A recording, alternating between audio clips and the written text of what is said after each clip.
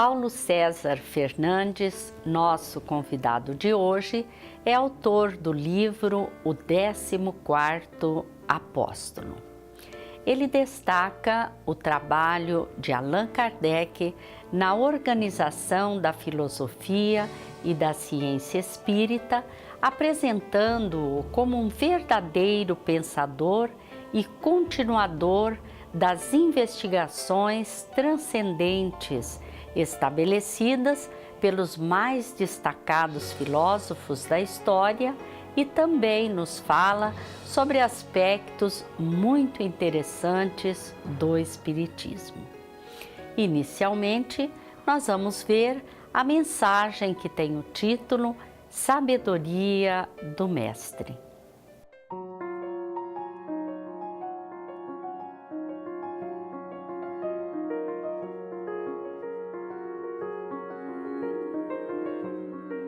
Ele era um sábio, muito adiante de todos os de seu tempo, em conhecimentos e experiência. Deixou lições imorredoras. Falava por parábolas, tecendo um colar de pérolas que deveria ser desfiado no transcorrer do tempo. Quão pouco ainda o conhecemos. Narram as tradições espirituais que, quando se desprendeu a nebulosa terrestre do núcleo central do sistema, Jesus a recebeu em suas mãos. E com zelo dispôs todos os detalhes, a fim de que, transcorridos milênios, o homem pudesse aportar com segurança no planeta que lhe deveria servir de lar e escola. Deliberou também a formação do seu satélite. A Lua seria a âncora do equilíbrio terrestre nos movimentos de translação que o globo efetuaria em torno do Sol. Seria ainda um manancial de forças ordenadoras da estabilidade planetária. O planeta nascente necessitaria da sua luz polarizada, cujo suave magnetismo atua na criação e reprodução de todas as espécies nos variados reinos da natureza. Ele dispôs as camadas de ozônio a 40 e a 60 quilômetros de altitude da crosta, a fim de que pudessem filtrar devidamente os raios solares. Definiu as linhas de progresso da humanidade futura, estabelecendo a harmonia de todas as forças físicas que presidem ao ciclo das atividades planetárias. Ninguém lhe viu as mãos augustas em todo o processo de preparação do futuro lar dos homens. Por isso, no transcorrer dos milênios, substituíram a sua providência pela palavra natureza. Contudo, foi ele, em nome do Pai Criador, o divino escultor das formas de vida e das belezas que até hoje extasiam o homem. O homem que estuda a biodiversidade marinha e descobre sempre novas e surpreendentes formas de vida. Seres estranhos, portadores de luminosidade própria, por viverem em zonas abissais, por exemplo. O homem que se dedica ao estudo da botânica e da zoologia, verificando a perfeição de todo o processo da criação, reprodução e manutenção das espécies. O homem que pesquisa e descobre paulatinamente os benefícios infindáveis oferecidos pela flora. Além da beleza dos matizes, da manutenção da cadeia reprodutora e alimentar, a extraordinária e benéfica ação farmacêutica. Sim, foi Jesus, o divino escultor, o governador do planeta Terra, quem, com os operários da espiritualidade, tudo planificou e tudo elaborou.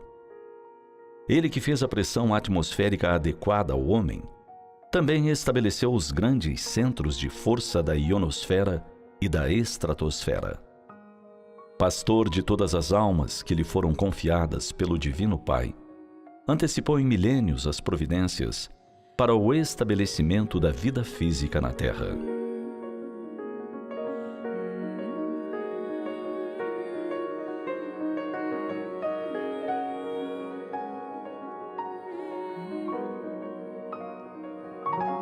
Servindo-nos de tudo que Ele nos dispôs, a nós, homens, cabe o indeclinável dever de zelar pela nossa casa terrestre, não malbaratando os tesouros da vida que Jesus nos ofereceu desde o princípio. especialmente preservando o meio ambiente em que nos movemos e do qual nos servimos para a jornada de progresso na presente e nas futuras encarnações. E mais do que tudo, ante as convulsões que observamos nos dias presentes, ter a certeza de que Ele, o excelso mestre e condutor dos nossos destinos, vela de forma incansável. Lembremos, Jesus está no leme da grande nau, chamada Terra.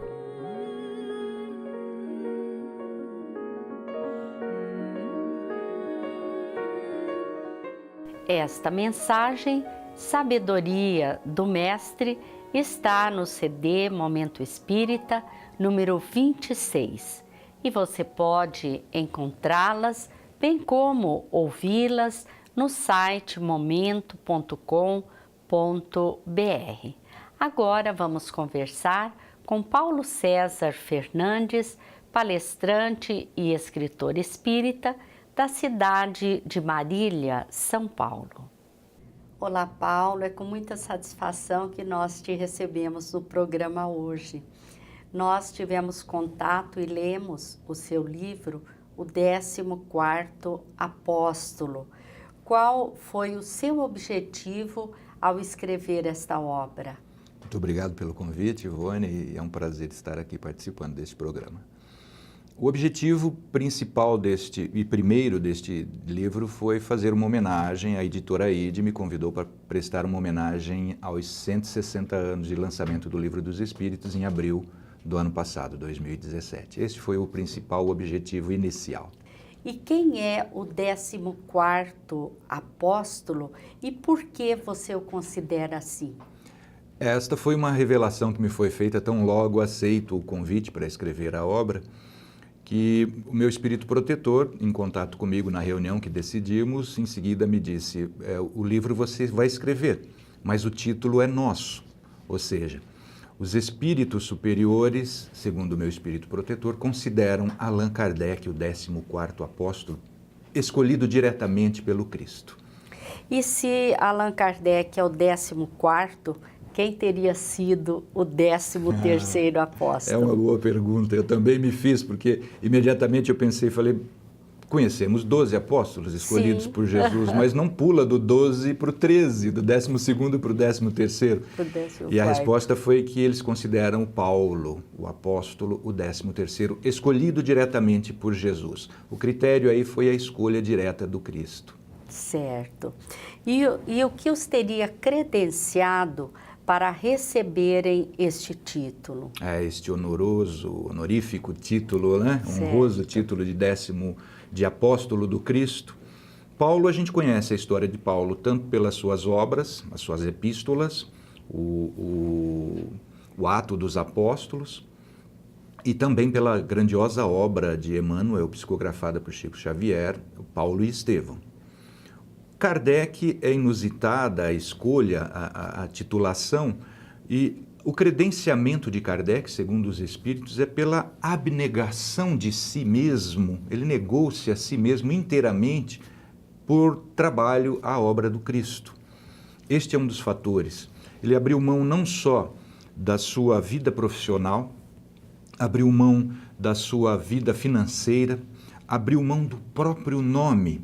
Ele cumpriu exatamente aquilo que o Cristo recomenda, quando se acende uma luz que não se coloca embaixo do algueire, mas se coloca num ponto mais alto onde possa iluminar a muitos. E ele fez exatamente aquilo que é recomendado, como recomendável para um apóstolo, ofuscar-se para que brilhe a luz do Evangelho.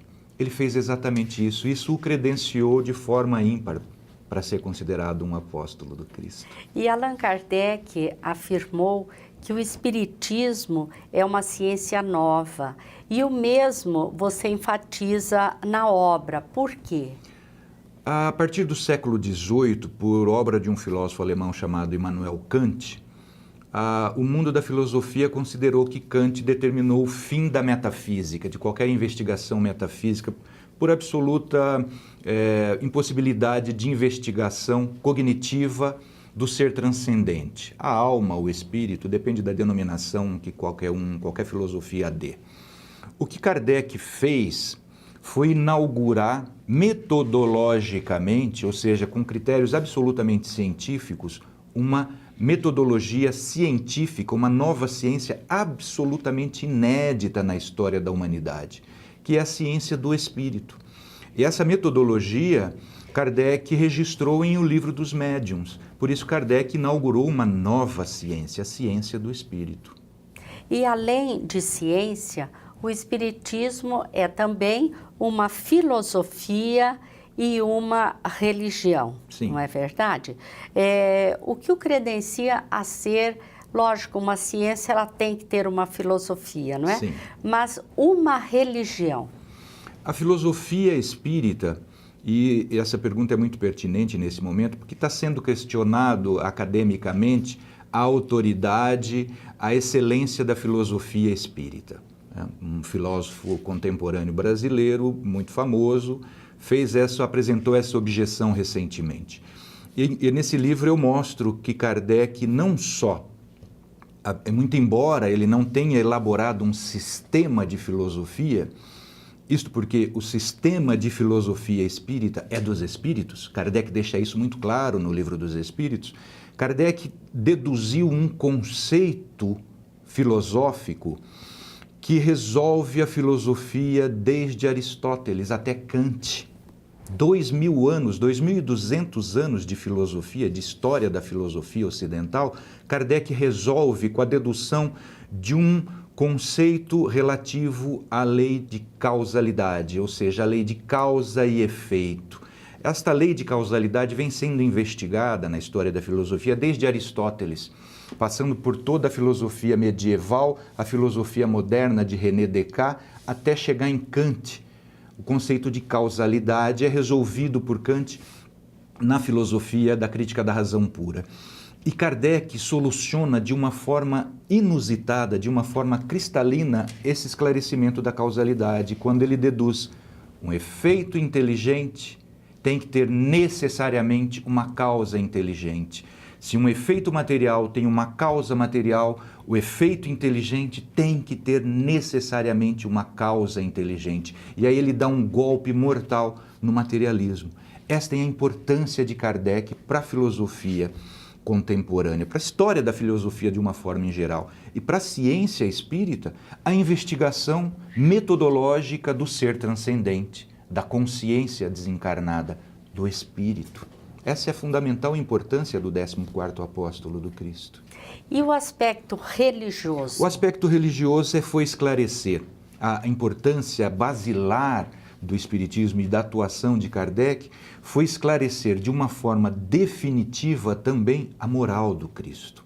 Quando Kardec mostra que Jesus não só sabia como falava para um povo que sabia da pré-existência e transmigração das almas, que é a filosofia de Sócrates e Platão, ou seja, que ele chamou de reencarnação, quando Kardec mostra que Jesus sabia e falava para um povo que sabia da reencarnação, ele esclareceu de modo ímpar e também inédito na história do cristianismo a moral do Cristo. A moral que mostra que Jesus falava para almas que existiam antes daquela existência encarnada dos que o ouviam diretamente, como também para almas imortais. Espíritos que tiveram uma origem na criação do Pai, mas que não têm fim. Quando Kardec esclarece a imortalidade da alma, a pré-existência, a transmigração e a imortalidade da alma, ele lança luzes cristalinas sobre o Evangelho de Jesus e esclarece aquela estranheza de certas passagens que Jesus ensina a moral do Cristo. Então, a fundamental importância da moral de Kardec, da moral do Espiritismo, é esclarecer de forma definitiva a moral do Cristo. Jesus, nós, os espíritas, o temos como governador da terra, né? Jesus nunca nos deixou sós. E você afirma na obra que a verdade sempre esteve na terra, Como que nós podemos identificar isto? Essa é uma pergunta muito difícil da gente investigar, né? Mas é uma questão fundamental. Jesus é considerado o governador da terra porque não só os Espíritos já nos mostraram, e próprio Jesus afirma no Evangelho, não sobre a luz espírita, mas no Evangelho canônico, que antes de Abraão ser, ele já era. Eu já era. Jesus já fala isso. Ou seja, quando nós vemos no Deuteronômio, né, uma das obras do Pentateuco Mosaico, a revelação de Deus através de um Espírito superior das leis que Deus estabeleceu para a humanidade, isso no Velho Testamento, em que Moisés pergunta, mas que Deus é esse? Qual o seu nome? E o Espírito responde, diz para esse povo simplesmente, eu sou. O ser foi estabelecido ali, a altivez da ideia do ser e da ideia de um Criador sem nome. Então Jesus, quando ele diz, antes de Abraão ser, eu já era, ele está dizendo que quando Deus criou o princípio inteligente, que se transformou, se individualizou e evoluiu por esforço da própria vontade, aquele espírito que encarnou com o nome de Abraão, quando este espírito que teve essa encarnação com o nome de Abraão adquiriu consciência de si e adquiriu o status de espírito, Jesus já era o governador do planeta. Então, a anterioridade deste Espírito, Jesus, que encarnou entre nós sob o nome de Jesus, é muito grande. Quando os Espíritos revelaram para nós que ao ser separado do Sol, a estrela-mãe do nosso sistema, a porção de matéria que ia formar o planeta Terra, Jesus já estava no controle desse fenômeno físico.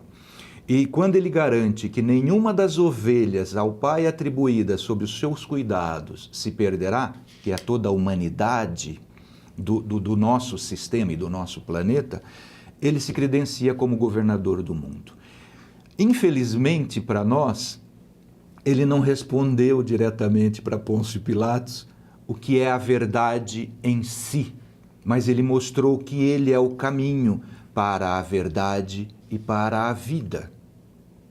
Este é o credenciamento filosófico de Jesus como o caminho para a verdade. É nesse sentido que eu coloco que a verdade sempre esteve no mundo, à disposição da humanidade, mas foi só há muito pouco tempo, há 2000 anos, que ela se revelou plenamente para nós na encarnação do Espírito de verdade, Jesus. E ela continua entre nós desde então, porque ele garante que todas as vezes que a verdade tiver obscurecida pela vaidade, pelo orgulho, principalmente pelo egoísmo humano, ele vai revelá-la para nós de uma forma clara, para que nós não nos percamos nessa busca pelo caminho de retorno ao Pai. Foi o que ele fez há 160 anos, trazendo para nós o Consolador. É nesse sentido que a verdade continua, sempre esteve e continua à nossa disposição no mundo. E nós não poderíamos considerar também que ele sempre tem enviado à Terra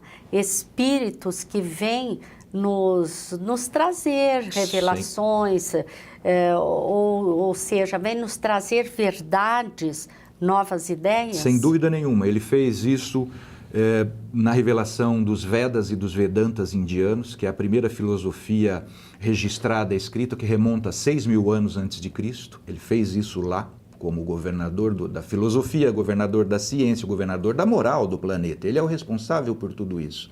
Há 6.000 anos houve essa revelação através dos rishis, os médiuns indianos, que receberam mediunicamente os Vedas, os Vedantas e as Upanishads. 3.000 anos antes de Cristo, ele mandou o profeta Zoroastro, que foi o primeiro profeta a revelar a existência do Deus único. Quando Abraão esteve preso na Mesopotâmia, junto com a tribo de Israel, uma das 12 tribos de Israel, Abraão teve contato na Mesopotâmia com a filosofia e a religião de Zoroastro, o profeta Zaratustra, que tinha já a revelação do Deus único. Foi por isso que Abraão trouxe para a terra de Israel, a terra prometida, a primeira revelação que é o primeiro povo a cultuar o Deus único foi o povo hebreu. Mas isso Abraão teve contato através da doutrina, da filosofia e da religião de Zoroastro. Jesus mandou esses profetas anteriores. Quando Krishna revela, por volta do século VIII, século VI a.C., o Bhagavad Gita, é a moral do Cristo que nós já vemos ali, os primórdios da moral. Quando Moisés revela as tábuas da lei, foi enviado de Cristo. Quando Buda revela a moral do budismo, tanto do budismo zen quanto do budismo tibetano, são esses profetas já enviados por Cristo. Kardec fala, na introdução do Livro dos Espíritos, que os filósofos Sócrates e Platão têm uma moral tão semelhante à moral do Cristo. Kardec faz essa analogia, essa análise da filosofia de Sócrates e de Platão na introdução do Evangelho segundo o Espiritismo. E Kardec conclui ali que não se espantaria, esse é pensamento do Kardec, que a identidade da moral de Sócrates e Platão é tamanha que esses dois filósofos tivessem reencarnados como dois diletos e diretos apóstolos escolhidos pelo Cristo. O que Kardec está dizendo ali é que daqueles 11 apóstolos remanescentes que trabalharam por Cristo, poderiam ser duas encarnações de Sócrates e Platão. Então o Cristo vem revelando à Terra essa verdade aos poucos, até que ele veio trazê-la em espírito e verdade. E aí, a partir daí, ele continua mandando seus enviados para nos alertar, para nos chamar a atenção quando a humanidade estiver se desviando da verdade. Ele continua trabalhando. Ele diz, trabalhem, eu trabalho e o Pai trabalha até hoje. Certo. E o real objetivo do Espiritismo é a transformação moral do homem. De que maneira ele pode atingir este objetivo? Essa é uma pergunta absolutamente primordial. A verdadeira finalidade do Espiritismo é a transformação da humanidade. Tanto que Kardec coloca que o Espiritismo não tem como objetivo ser a religião universal, mas sim informar, dar a base moral e filosófico-científica para todas as religiões. É exatamente essa transformação moral da humanidade que o Espiritismo tem como finalidade última.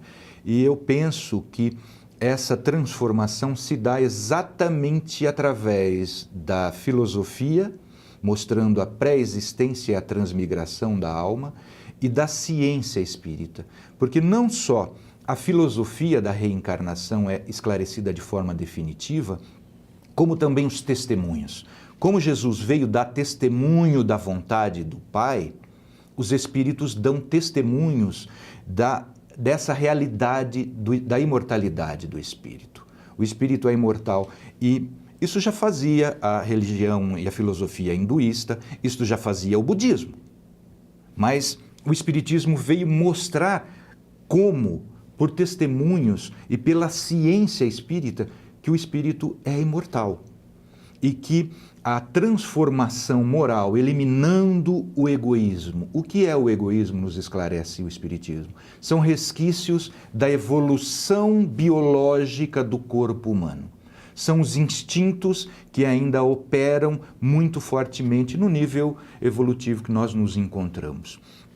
Ao se mostrar de forma inconteste que o espírito é imortal, o instinto é sobrepujado pelo espírito, pela moral. Então, o egoísmo, a vaidade e o orgulho podem ser vencidos pela boa vontade, que é um atributo essencial do espírito. A vontade é o atributo essencial do espírito. A transformação daquela vontade cega, da vontade instintiva, em boa vontade, como foi bem-aventurado pelo Cristo no Sermão do Monte, isto facilitaria a nossa transformação moral. É neste sentido que o Espiritismo contribui de forma definitiva, penso eu. E como ciência e filosofia, ele logicamente traz a consequência religiosa, né? Sem dúvida nenhuma. Sem dúvida nenhuma. Porque mostra que a operação, a prática da ciência e da filosofia leva ao amor. Ao amor.